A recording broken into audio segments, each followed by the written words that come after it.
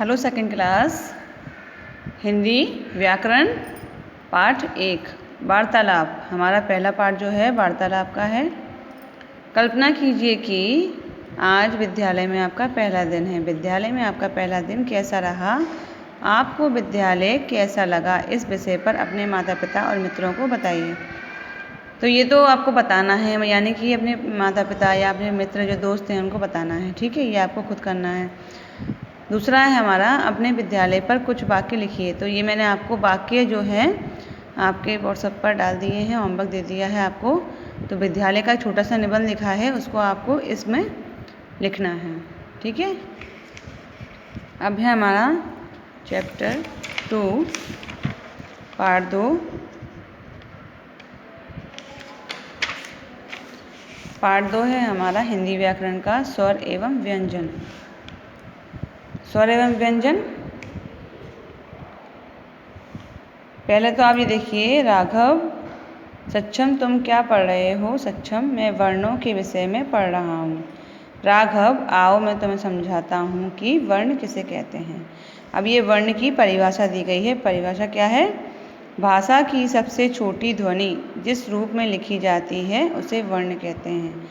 भाषा की सबसे छोटी ध्वनि जिस रूप में लिखी जाती है उसे वर्ण कहते हैं। जैसे कि उदाहरण दिया गया है म ओ र, ये हो गया मोर, यानी मिलाकर लिखा, माँ पे ओ की मात्रा लगाई र, तो ये क्या है? हमारा एक वर्ण है। मोर शब्द 4 वर्णों के मेल से बना है।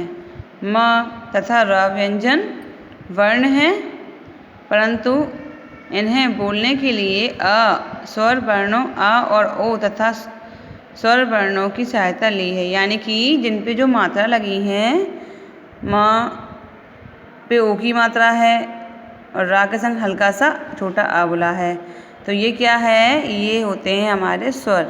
पहले मैं बता देती हूँ आपको स्वर कौन से होते हैं। ये देखिए सेकंड पेज पर, पेज नंबर है आपका 7।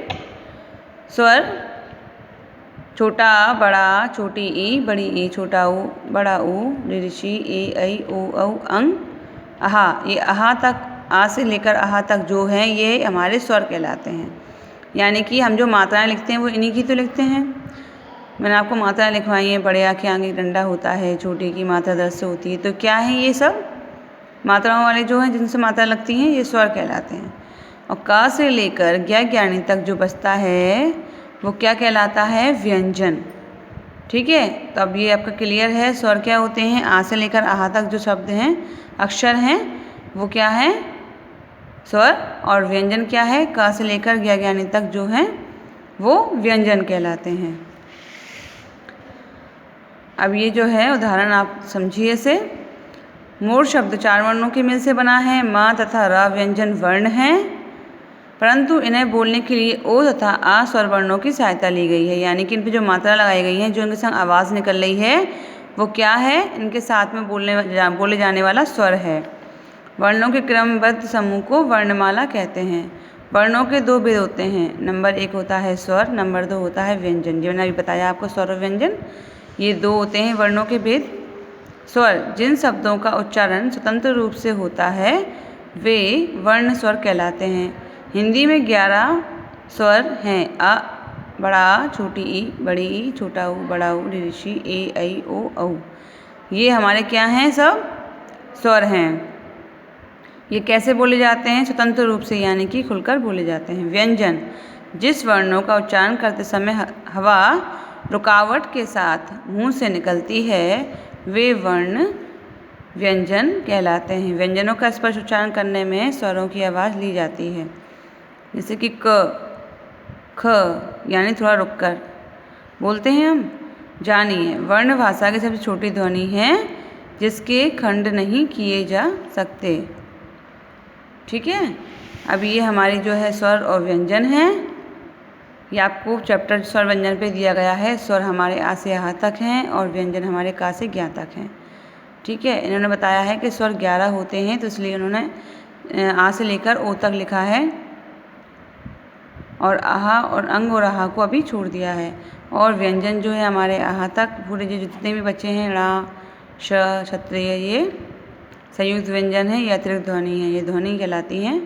ये व्यंजन हमारे आहा तक। ठीक है, तो आपको ये चैप्टर समझ में आ गया होगा कि स्वर क्या होती हैं, मात्राएं जिनकी लगती हैं वो स्वर कहलाते हैं, जिनकी मात्राएं नहीं लगती हैं वो व्यंजन कहलाते हैं।